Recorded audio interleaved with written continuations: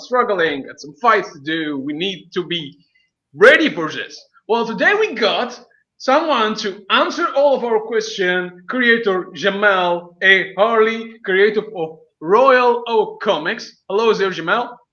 Hello, Andrew. Thank you for having me on. It's honor, man.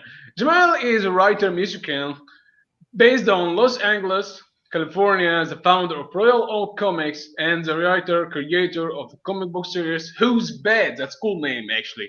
Who's B.A.D. Conqueror of the Galaxy or Die Trying, Conquers the Galaxy or Die Trying, and the Ballad of Valkyrie Sinclaire. He also had a film degree from SDSU and has created 3 Kickstarters, which have all been successfully funded. This is the man we are listening to him today. So, Jamal, before we start our usual questions about Kickstarter, we want to ask you a couple fun questions for your fans. Uh, so it's going to be exclusive on my channel. Sweet. Let's do it. Are you a villain or a superhero? Am I a villain or a superhero? I go with Yeah, anti-hero. Anti-hero. anti-hero. Why is Yeah. that? Because your heart's in the right place, but you may use some grittier methods to help people, or sometimes you just cut through the red tape to get the job done. Do you play video games? Not as much as I'd like to. What is the latest thing you have played? Latest thing I have on Mahjong on my phone. I like to do that. But the last video game I played was Batman Arkham Knight, which is probably a while ago. But I really enjoy the Arkham City series. That's cool. That's a cool game. That's a cool game. Well, you just said you are an anti-hero. So, Yeah. what's your secret origin? But before that, please, uh, audience, please feel free to join us with your questions, since this interview is to help you. We would love to have your questions here. Jamal will be so happy to answer all of your questions. Definitely. So please send them over on Facebook or on YouTube. Back to our question. What's your secret origin? My secret origin? Yikes.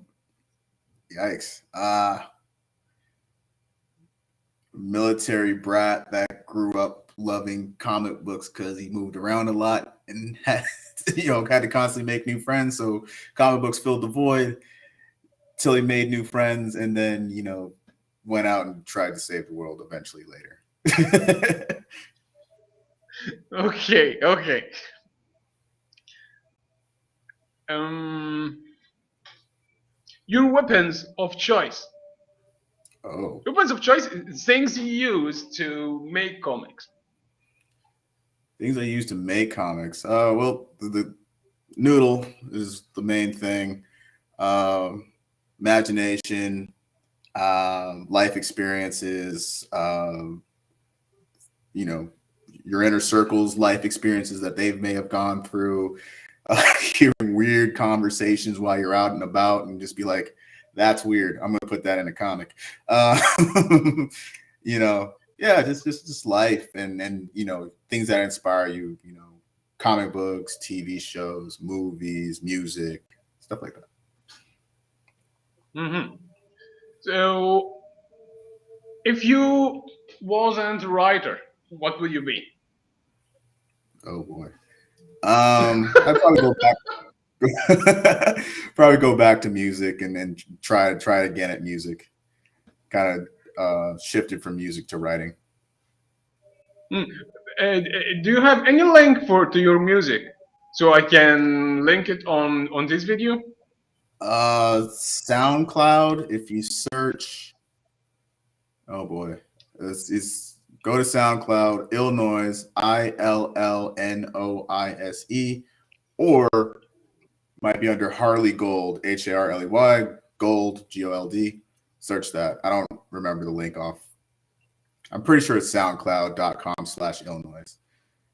It's been a while since I looked at it.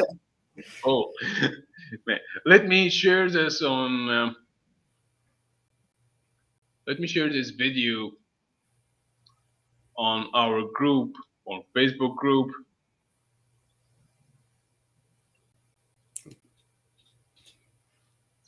Share on Instagram as well. Well, how did you start your career? How did you break into the industry?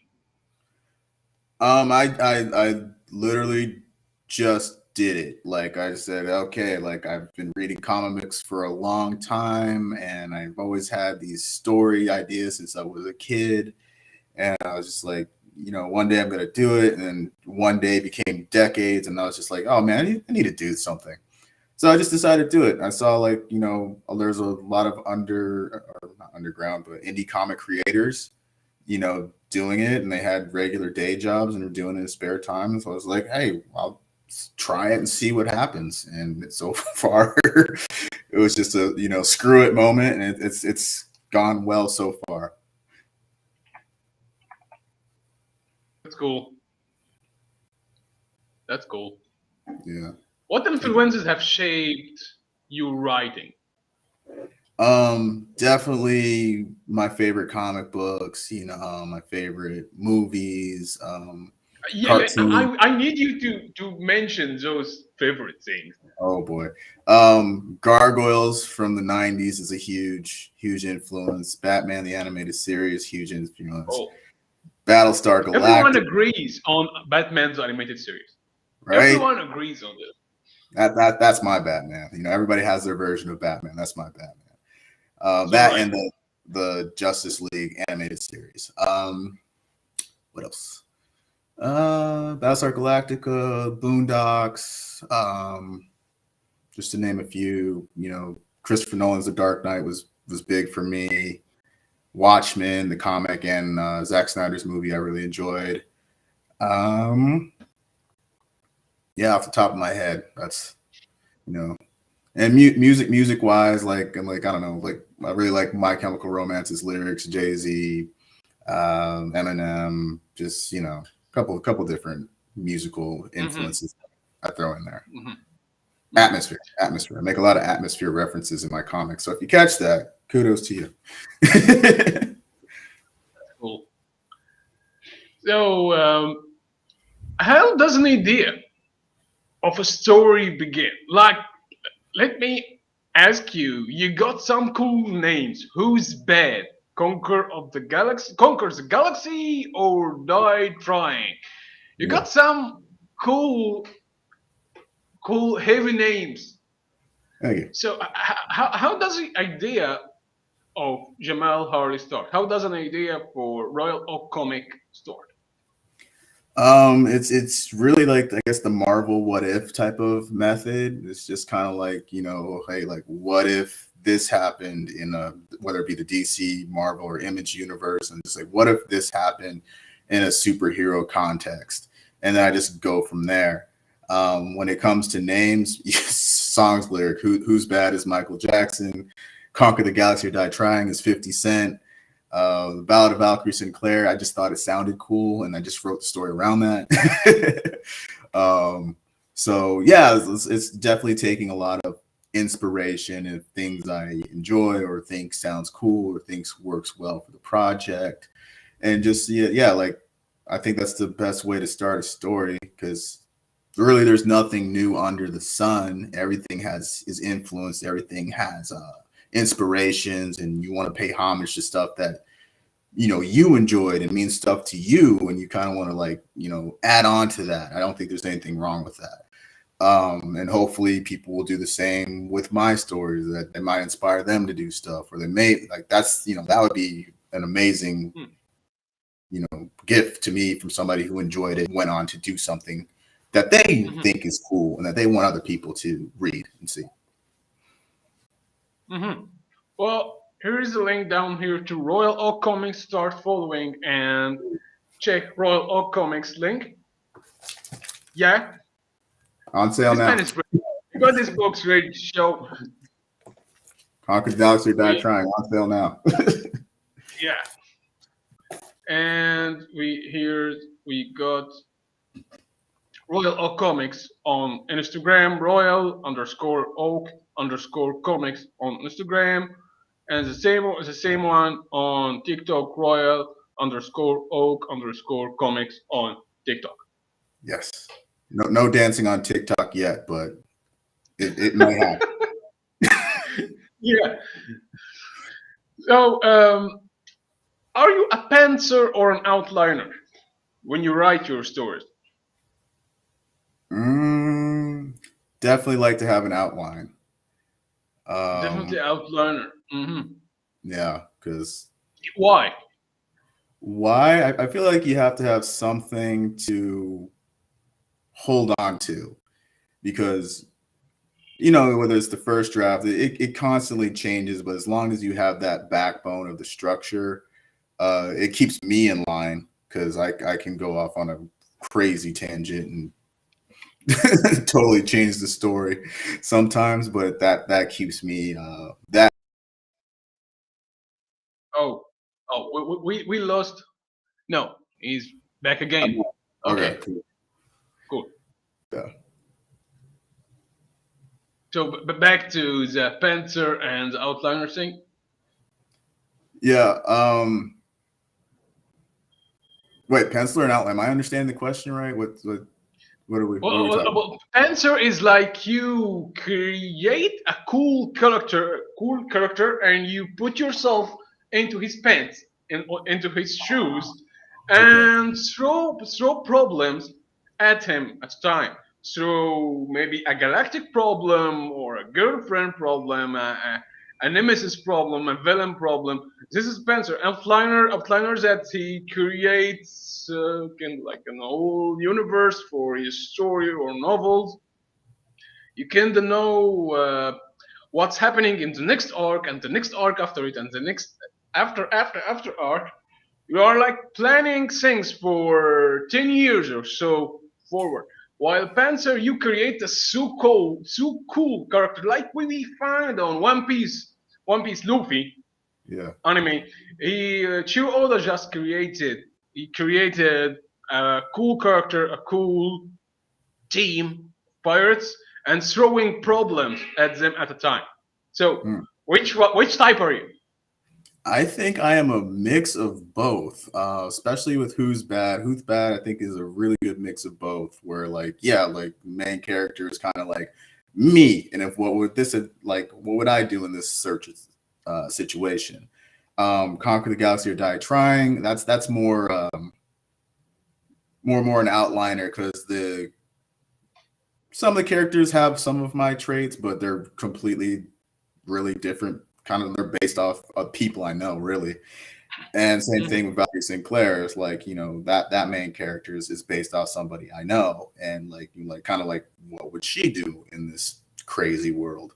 So, which is also kind of like, I think it's more fun when it's not me. So, yeah. Okay. So us creators usually have problem with controlling our time.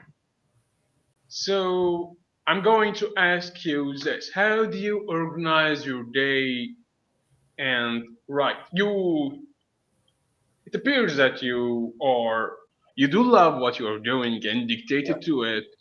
Uh, Looks like you enjoying it so much. We are waiting and expecting more to come from you. So how do you organize your day to be creative? Um, yeah, I have a day job, so it does, revolve around that. So sometimes I wake up early, just grab a pot of coffee and start writing before work. Sometimes I'll write on my lunch break, because luckily I'm fortunate enough to work remotely right now. After work is a little harder, because you've just been working, you kind of want to relax. And then usually about like 8 or 9 p.m., I might start writing or outlining. And I guess I just kind of look at it as a chipping away process. It's like did I do something today? Did I maybe I outlined something? Maybe I just edited the script. Did I write a page? You know, as long as there's continual progression, you know, and sometimes you need a break. Sometimes you have stuff scheduled and you're just like, bro, today was rough. Not going to do it. And that's okay, you know, but there's still consistency. It's like, if I didn't do it today, then I'm going to do it tomorrow. I may do more tomorrow if I didn't do it today. There's ways to make up for it, and, you know, don't beat yourself up. Just, you know, just try to, as long as you're consistently doing something, you're okay. So how long do you stay writing at your day? Every day. Every day for how long? I usually try to give myself minimum an hour.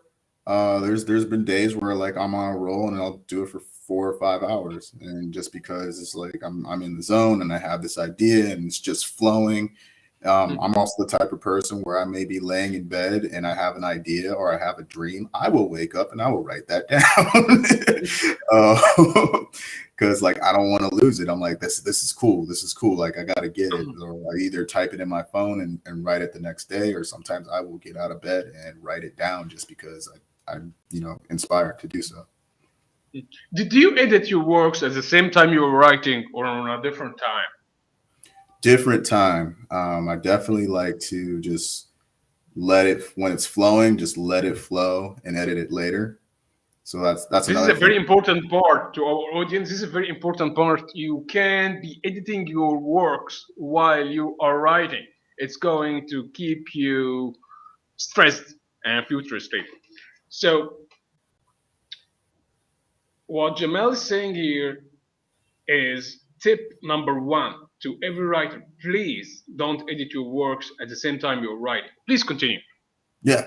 And that also gives you something to do when you don't feel like writing.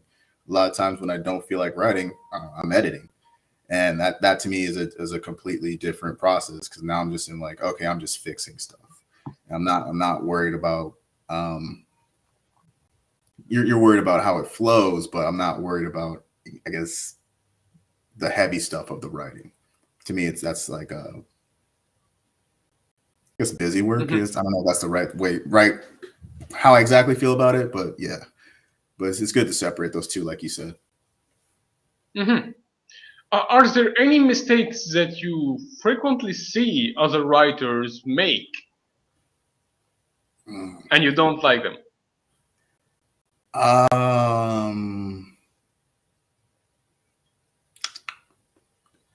It's hard to say, because just because I don't like it, it may be somebody else's jam.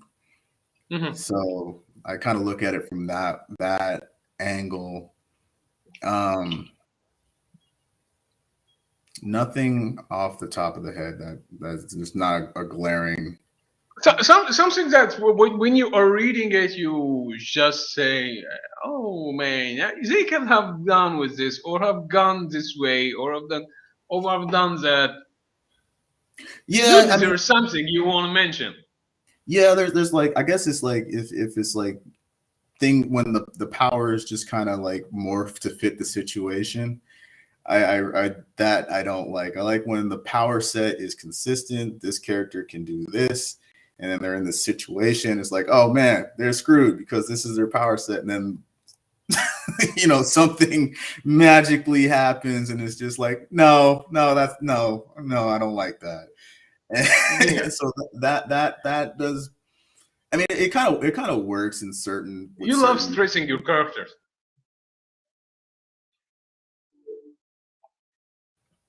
Oh okay. Yeah, we got you again. You love stressing your characters. Oh yeah. You gotta. You are a true villain. Yeah, you gotta put them through the challenge. You gotta earn whatever it is that they're doing. But I do think that does work in certain things. Like, I don't know, like take Rick and Morty. I love Rick and Morty, but like there's certain episodes where he's like Rick's pretty much a god and nobody can mess with him, and then you know, he's scared of the gangsters in the episode. It's just like, but it's still a great episode and it works. So it's just like, whatever. I'm Okay, thoroughly you, entertained. you just mentioned the problems you don't like when you're reading a book. So how do you avoid this mistake? You know, that goes into just thinking a lot about it, and and then certain things where I feel like Conquer the Galaxy or Die Trying is kind of like, that's just me having fun, and if that happens in that book, I don't really care. Now, if that happens in Who's Bad, if that happens in Valkyrie Sinclaire, yeah, I really pay attention and make sure, like, okay, this situation, she has to have the skill set to get out of it, or he has to have the skill set to get out of it. And sometimes they don't get out of it because they don't have the skill set. But again, like Conquer the Galaxy or Die Trying, that's more me and my absurdist way of thinking, and just so I don't care. If it happens, it happens. I'm sorry. I'm not consistent. So before we head to how to do you build your own imagination, I want to ask you first, how do you build a cool character? For me, it starts with, I guess, the look. A lot of times, if the character looks cool, I'm willing to buy it and see if the story is also cool. But it's the story that keeps you there, because there's plenty of stuff where I was like, nah, I don't like the way the character looks. That character looks lame, and then it's actually a really good story, and that doesn't matter anymore. But I guess it's like, one, does he or she look cool? Two, are they relatable? Can you relate to them, or at least the people around them? And then I guess the whole, like, character development, like, hey, they started off, they were a total jerk and now they are not, or they were a really cool, nice person and now they're a total jerk. And the events that happen in between that make it more believable that would happen. That I think is awesome. That's cool. That's cool. So how do you build imagination? Knowing that there's so much people that are so stressed when they are creating stories and creating characters, they don't have enough imagination and always keep asking about this stuff. How do we create?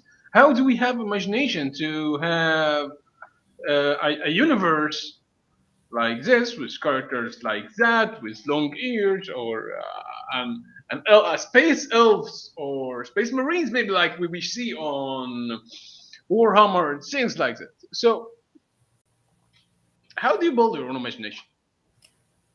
I am, I guess, blessed and cursed with an overactive imagination. I probably think way too much, but so I tend to live inside my head. But sometimes when everybody gets lulls or writer's block or whatever, I just go to the stuff I enjoy, like, like the movies and the music and comic books that I enjoy. Like, I just have a go-to set of stuff that I kind of like will watch or read or listen to, and usually that does spark some creativity. So it's like, just surround yourself with stuff you enjoy, or just go out and have a random adventure, take a random trip, go for a walk.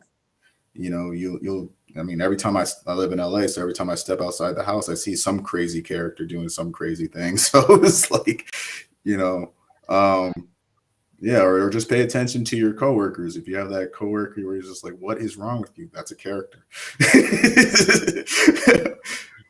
That's cool. That's cool. Well, we got some questions from our audience here. The first one is telling, what Kickstarter made the most money? Well, actually, the Kickstarter with the most money are games and comics, I think, right? That make the most money? Yeah, games and comics. I don't know. I think I saw a chair that was making a lot of money. I don't know. That I don't know. I guess I spend most of my time researching Kickstarter comic books. Mm-hmm. So I do see stuff here and there, but I don't really study it as much. Mm-hmm. But yeah, I don't know. I can tell you which ones Okay. might make the most money. I've searched this. The most successful ones are games than comics. Really? Okay. Yeah, I've Okay. seen a couple of those tabletop games that are just like, whoa. Yeah, tabletop games. That's a saying. That's a thing people love. It's pretty cool. What if a Kickstarter project fails? If it fails, Yeah. what I would do is try to learn from what do you think you could have done better? What did you think that you did blatantly wrong? Take notes of the stuff that you definitely did right, and then try again. One of my favorite inspirational stories was Breaking Bad. Like, I love that show, and I think it took Vince Gilligan, like, I think, don't quote me, 10 years and a lot of rejections, and that's an amazing show. So it's just like, your idea could be that amazing. You just have to fine tune it and get in front of the right eyes. So, don't give up with the first no, the first failure. It's that's just going to be part of your story if you don't give up. What happens if your Kickstarter is overfunded? Being overfunded, like, it's funded, but you can't get everything out to the consumer. No, overfunded is like when you are asking your audience for $2, you are getting 10,000 means by overfunded. Let's say that again. You kind of cut out. I'm sorry. Overfunded, like your audience support you with $10,000 and you are asking only for $2,000. Oh, that's great. That happens to me all the time. That's what. Yeah. Well, people are asking you what happened. That's what happened? Good. Yeah, that's what you want. You definitely want it to be overfunded, because it's like, you're like, okay, I think we can make this, and then you make more than that. That's good. That's a good sign to keep going, and that So you give your audience some freebies. Oh, absolutely. Like, you get those. What is those? There's different type of reward tiers. Stretch goals they call them. So it's like, hey, we were asking for $3,000, but we made 4, so we're going to throw in this extra print. Or what I did is I threw in extra prints, and I said, I make music. Like, for the digital backers, I want the digital backers to get something. So I'm like, hey, here's some songs that I made in conjunction with this comic book. So, like, they're all instrumental, so you can play it while you're reading and maybe get the feel or the tone that I was going for. So yeah, just little affordable rewards, because you don't want to put out stretch goals and then that eats up your money, because printing those things costs money. So be aware of that. Then when you have extra rewards, that means you're spending more money.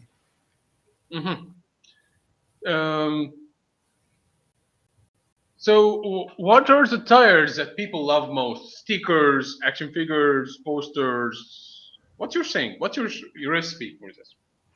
Right now I'm doing prints, but I definitely want to get into just looking at other Kickstarters, like trading cards. So it's like a print card. Yeah, it's much smaller, so it's cheaper.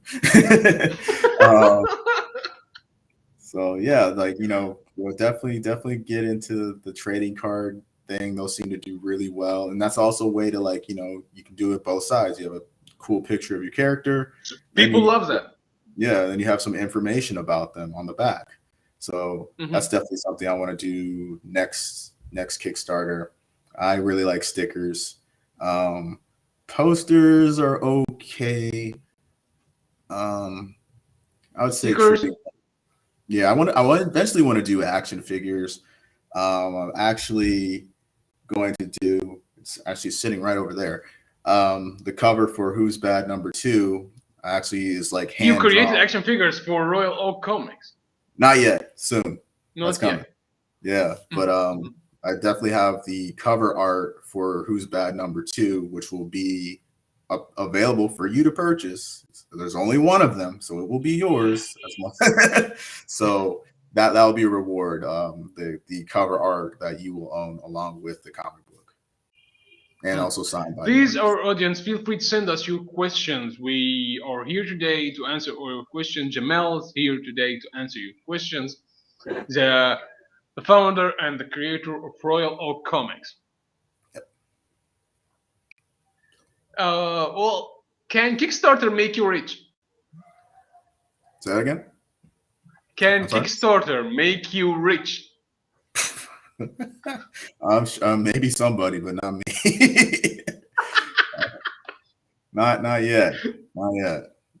It's also a lot of work. Just because you throw it up there, you know, Kickstarter rewards you for putting the word out there. The more you put the word out there, the more they will help you put the word out there. So if you just think you're gonna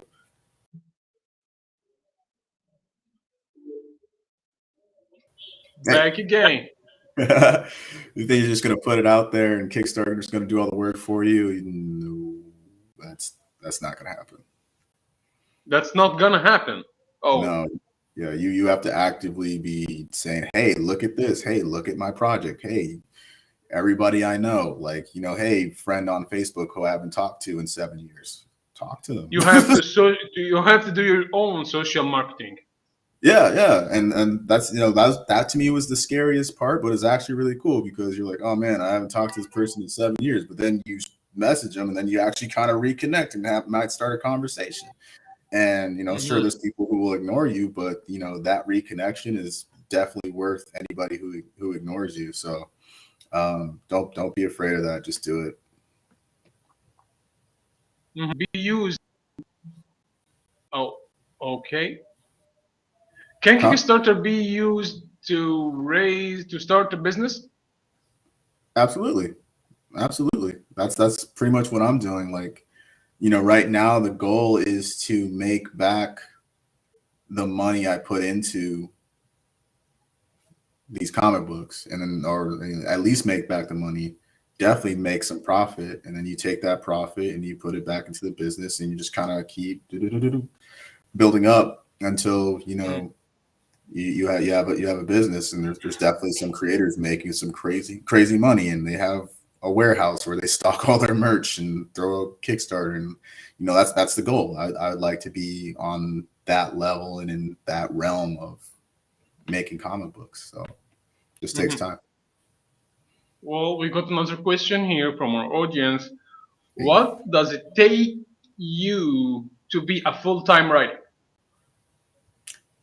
I'm definitely not a full-time writer. I'm a part-time writer at the moment, trying to be a full-time writer. It just takes writing and consistently writing and trying to improve, and getting in tune with your characters and making sure that they're relatable, finding your audience. That's the biggest thing, like, really. You don't have to be a good writer if you can find an audience, and it's like, whatever, if it clicks with them, more power to you. I think finding your writing what you want to write and finding your audience. Those are the most important things to me.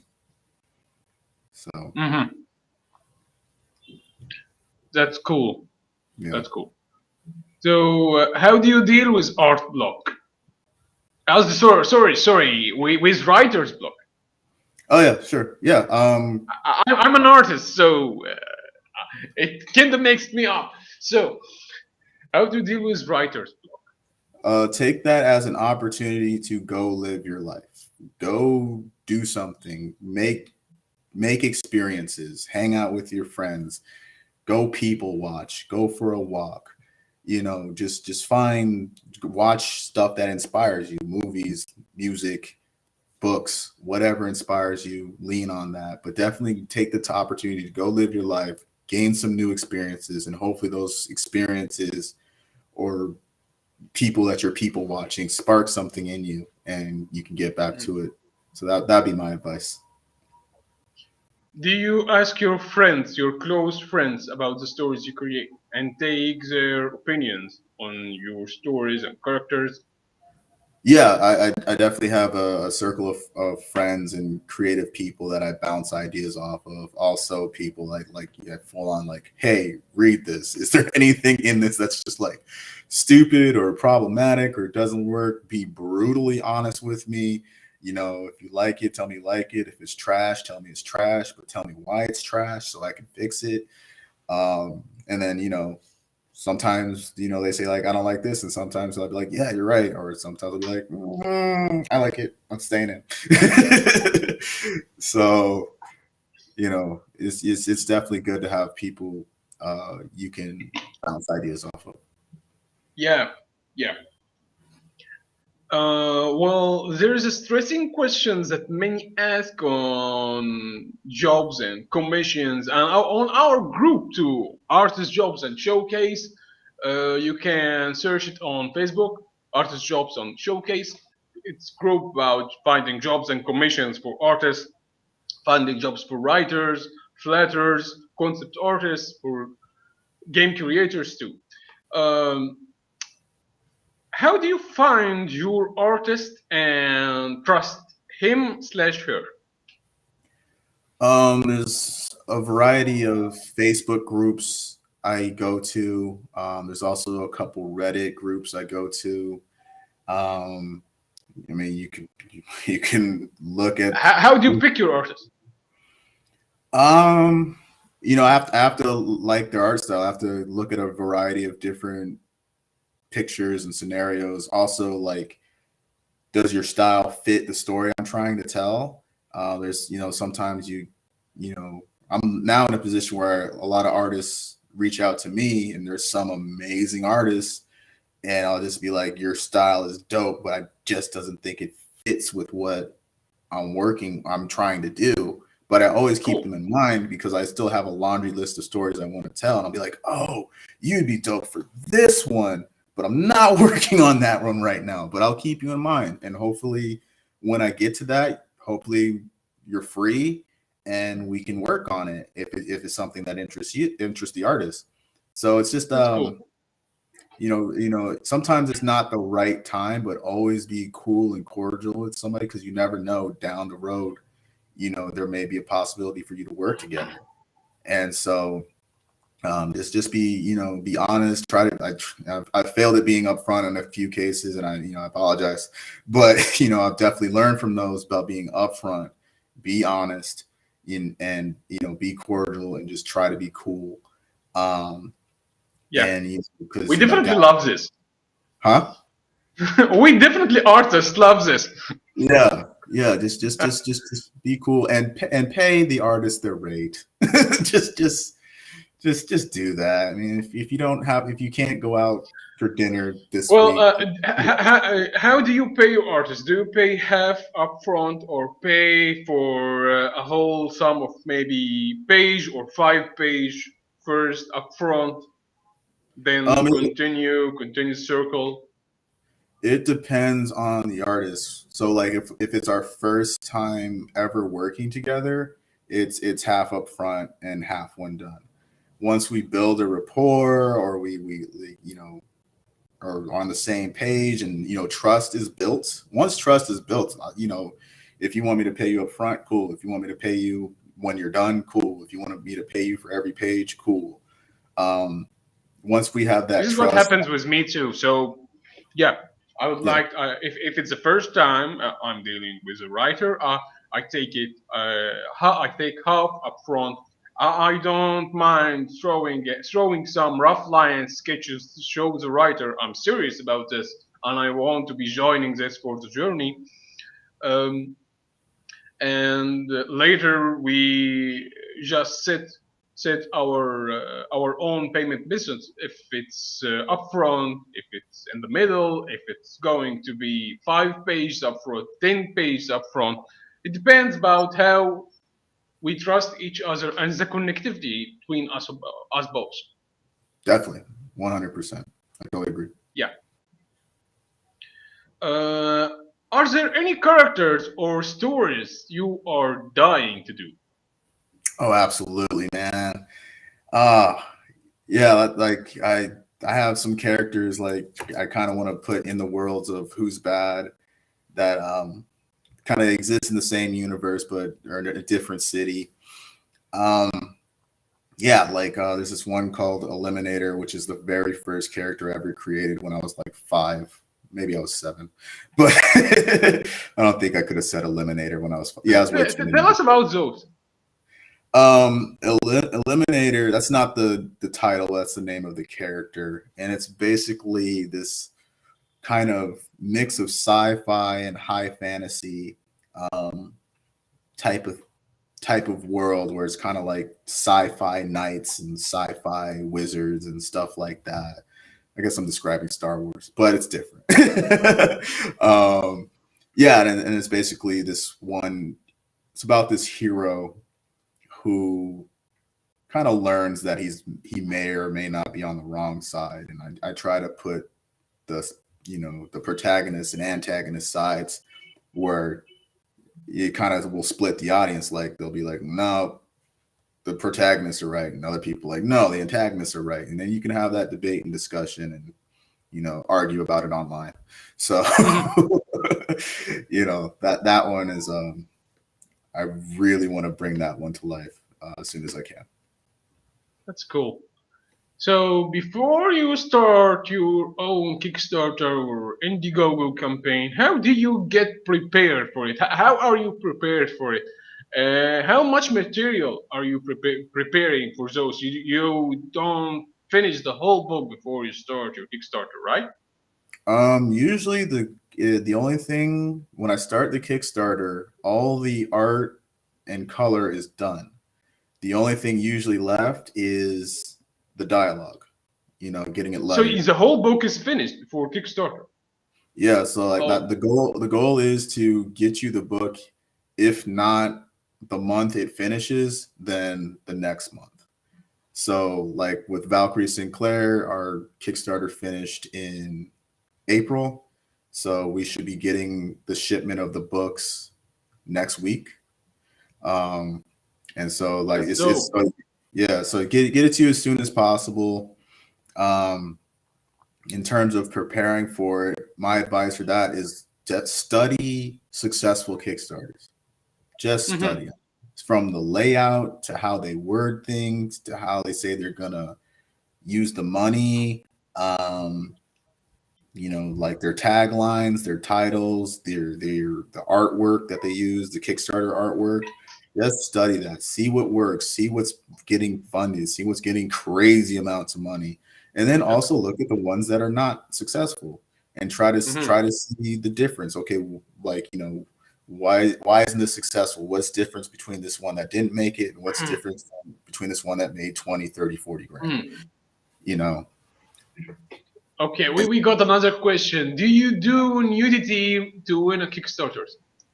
I do not. No shade and no disrespect to anybody who likes that, chooses to do that, wants to do that. It's just not. It's not for me. Yeah. When I see it in a Kickstarter, it doesn't make me.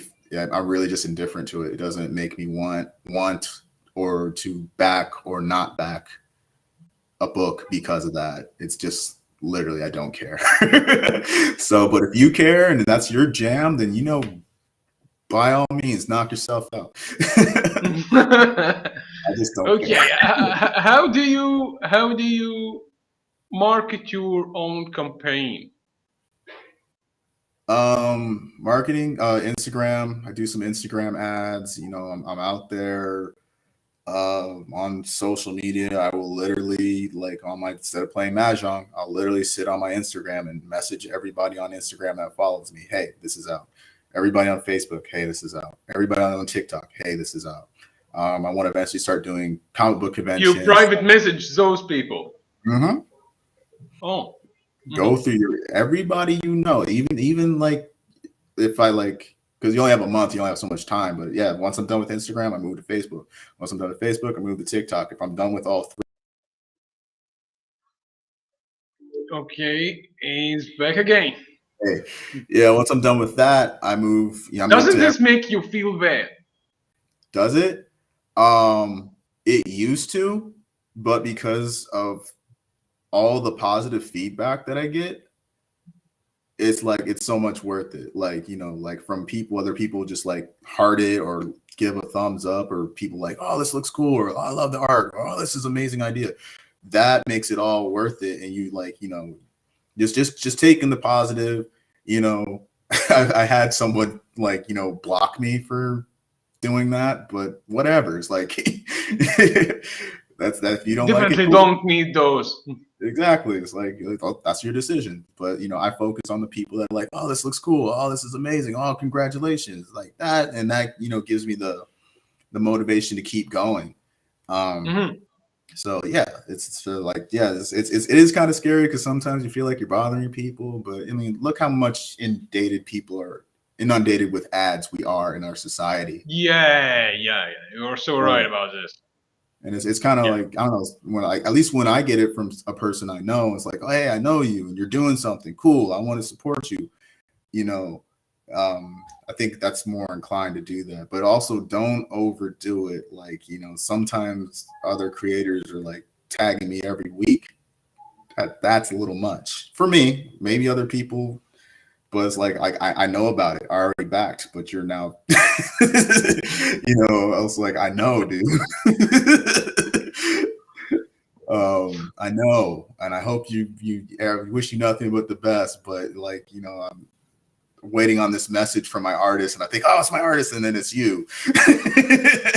Now I feel some type of way, but no shade to anybody. I'm just trying to make have a light comedy flow to that. Okay, we came to the end of our interview and would like to ask you about any tips and tricks to share with our audience about anything. I don't think nothing from what I've already stated. Yeah, just message everybody. Don't go overboard with the messages. Just be upbeat and be excited about what you're doing. I think that energy feeds off energy. If you're excited about it, that'll generally get people excited about it. And that's one of the things that I love about making comics is genuinely love talking about it. Genuinely makes me excited. Genuinely makes me happy. And so like, yeah. And I don't know. I've seen some people kind of like negative. Stay away from negative advertisement. Like if you can't handle this isn't for you. Yeah. That's so right. Yikes. Oh, yikes. Okay, sorry. Okay, thanks, man. I'm going to send you the link for my webtoon and the writer and the artist for Small Webtoon. My wife works on it with me too. Awesome. She's the inker and the flatter, and she format the comic for the webtoon format. It's sci-fi, horror, thriller, action. It looks awesome. It genuinely looks awesome. Yeah. Like I said before, like just the artwork, the colors, the lighting, the tone. It's really cool. Really, really cool. Thanks, man. So please go and check royalorcomics.com, and if you do read webtoons, feel free to check and smile on webtoon. Yeah. Many thanks again. Yeah. Thanks, Jamaal. Thank you so much. I really appreciate you having me on. You have a great weekend. Same to you, brother. Thank you. Goodbye to our audience.